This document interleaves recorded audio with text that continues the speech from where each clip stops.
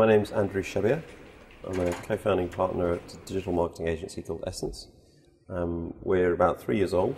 Our clients are the likes of eBay, Uswitch, Barclaycard, and many more. Email is the central reason why we decided to use Google Apps in the end.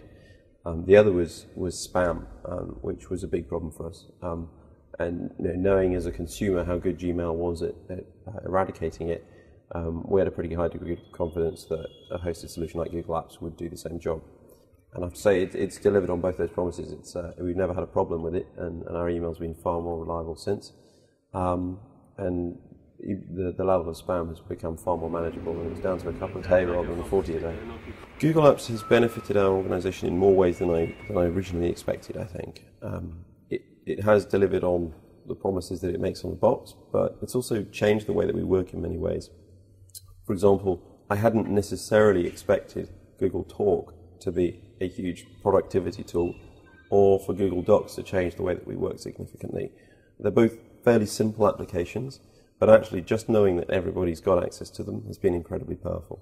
It's been particularly useful for remote workers. So we've got some people who work in different parts of Europe, and one of our colleagues has just moved to the south of France. She's done so effectively, seamlessly, actually predominantly thanks to tools like shared spreadsheets and Google Talk, and having entire portability of her email and so on. In terms of return on investment, I think the numbers stack up pretty easily.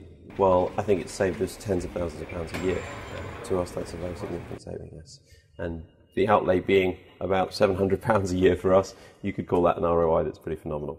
Cloud computing for a business like Essence is a pretty exciting opportunity. We've used a couple of the main ones, including, for example, Google's offering App Engine, as well as some of the others. We found it's given us access to hardware that we could never have, virtual hardware, that we could never have hoped to dream of, really, that we could never have afforded.